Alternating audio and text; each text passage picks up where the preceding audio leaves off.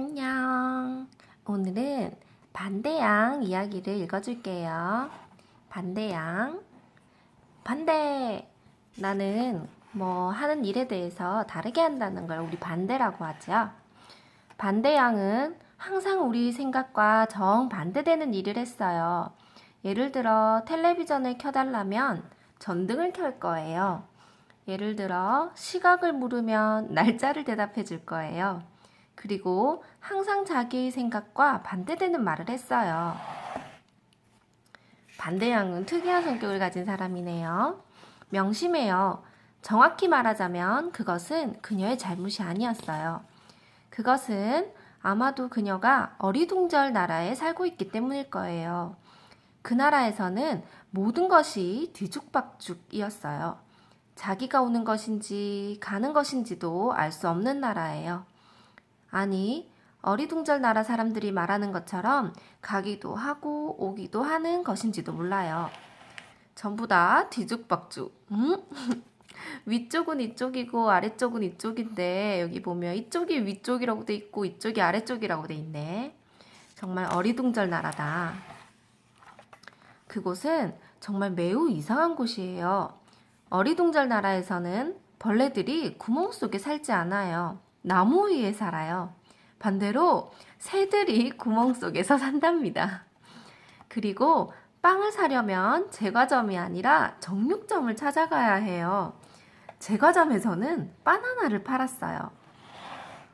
원래 나무 위에 새들이 앉아 있어야 되는데 땅에 있는 구멍에 새들이 살고 나무 위에는 벌레들이 살고 있네요. 어느 날 아침 반대양은 아침을 먹고 있었어요. 아침 메뉴는 쇠고기 구이와 푸딩이었어요. 그때 문을 두드리는 소리가 들렸어요. 반대양은 처음에는 그 소리를 듣지 못했어요. 그것은 문을 가볍게 톡톡 치는 소리에 가까웠기 때문이에요.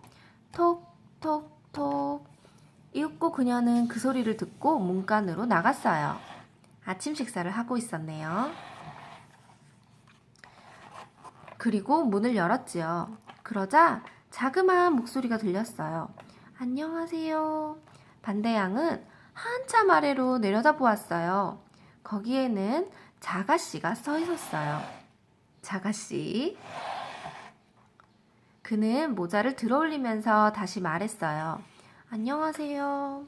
반대양은 미소를 지으며 말했어요. 안녕히 가세요. 자가씨는 당황했어요. 그럴 수밖에요. 나를 도와줄 수 있을까요? 자가씨가 물었어요. 반대양은 다시 미소를 지으며 대답했어요. 물론 도와드릴 수 없지요. 전부 다 반대로 말하고 있네요. 자가씨가 말했어요. 보다시피 나는 길을 잃었어요. 반대양이 말했어요. 아무튼 만나서 반가워요, 이러씨. 자가씨가 다시 말했어요. 아니에요. 지금 나는 반대양이라는 사람을 찾고 있어요. 바로 당신이군요. 반대양이 웃으면서 대답했어요. 그녀에게 전할 편지를 갖고 있어요. 자가씨가 말했어요. 어떻게? 저는 전화를 일절 받지 않거든요. 그녀가 말했어요. 어리둥절해진 자가씨가 말했죠.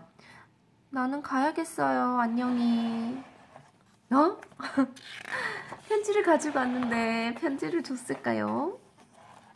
어서 오세요. 반대양은 그렇게 인사를 하고 문을 닫았어요. 자가씨는 고개를 저으면서 집으로 돌아갔어요. 그 편지는 행복씨가 생일 파티에 반대양을 초대하는 것이었어요. 아, 그러고 보니 지난번에 행복씨는 파티하는 걸, 재미양이었구나. 재미양은 파티하는 걸 되게 좋아했었잖아요. 행복씨도 생일 파티에 반대양을 초대했네요. 행복씨는 반대양을 만난 적이 없었어요. 그렇지만 그녀에 관한 이야기를 듣고 꼭 파티에 초대하고 싶다고 생각했던 거예요. 초대한 날짜와 시간은 3월 14일 화요일 3시였어요. 과연 반대양은 파티에 갈까요?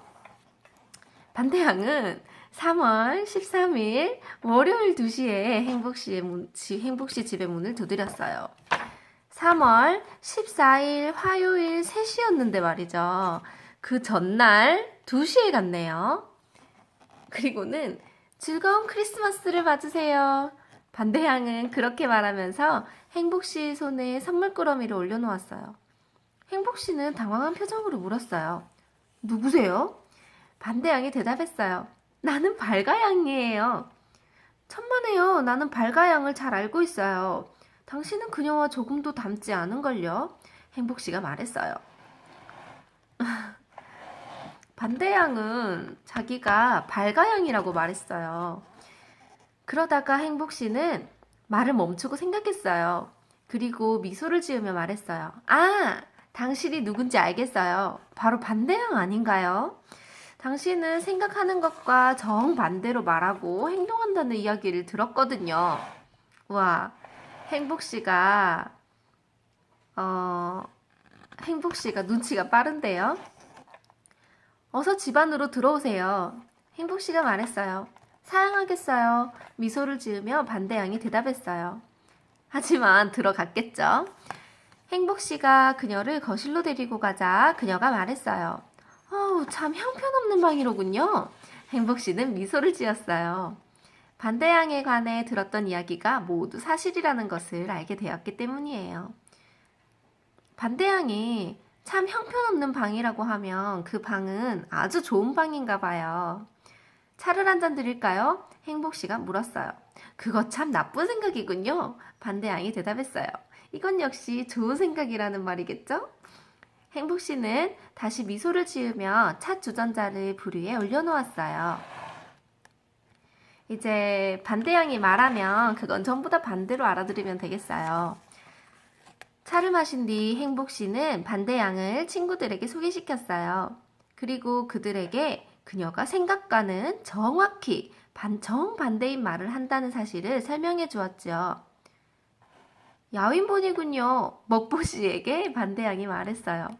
먹보씨는 엄청 많이 먹어가지고 뚱뚱할 텐데 야위였대요. 삐쩍 말랐대요. 아주 짧은 팔을 가졌군요. 간지럼씨를 보고 반대양이 말했어요. 간지럼씨는 정말로 긴 팔을 가졌거든요. 턱수염이 마음에 들어요. 꼼꼼씨를 보고 반대양이 말했어요. 그러면 턱수염이 마음에 들지 않는다는 말인가 본데요. 그녀가 또 말했어요. 자, 아주 완벽한 오후를 보냈군요. 이제 날이 밝기 전에 집으로 돌아가야겠어요. 완벽하다고요? 행복씨가 물었어요. 완벽하다라는 말은 완벽하지 않다라는 말로도 들리니까요. 그러니까 반대양이 완벽하게 엉망이었지요. 그녀가 대답했어요. 그리고 떠났어요. 그러면 완벽하게 좋았단 말이었겠죠? 먹보씨가 껄껄 웃으며 행복씨에게 말했어요. 그 참 아주 재밌는 아가씨를 알고 있군요. 행복씨는 웃으며 대답했어요. 다시 한번 말해줄 수 있겠어요? 먹보씨가 다시 말했어요. 아주 재밌는 아가씨를 알고 있다고요. 행복씨는 웃으며 집으로 돌아왔어요. 행복씨는 반대양의 선물꾸러미가 머리에 떠올랐어요. 생일 선물이 틀림없어. 그는 서둘러 꾸러미가 있는 곳으로 달려갔어요. 그리고 포장을 풀었지요. 그 속에는 정말 선물과 카드 한 장이 들어있었어요. 그는 먼저 생일 카드를 펼쳤어요. 그 속에는 이렇게 적혀 있었어요. 부디 불행한 일이 거듭되기를. 생일이니까 뭐 생일 축하해라든가 아니면 좋은 일만 일어나세요라든가 이렇게 써야 되는데 정말로 반대양이 쓰기를 불행한 일이 계속되기를 이렇게 썼네요. 그리고 선물이 무엇이었는지 아세요? 양말 한 켤레였어요. 짜잔! 정확하게 말하면 한 켤레의 양말이라고는 할 수 없지요.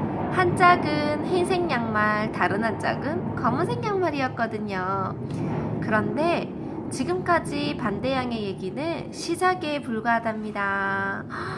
그러면 반대양은 이것보다 훨씬 더 많은 이야기들이 있는데 지금 행복씨의 생일 파티에 가서 한 여러 가지 반대되는 말들은 정말 조그만한 부분인가 봐요. 조그만한 부분. 자, 오늘 우리 반대양 이야기 재밌었나요? 정말 여러분도 반대항처럼 말한다면 재밌었어요 하면 재미가 없는 거고 재미없었어요 라고 말하면 정말 재미가 있었다는 말이 되겠죠? 자, 그러면 우리 오늘은 반대항처럼 인사할게요. 다음에 또 보지 말아요. 안녕, 안녕히 하세요.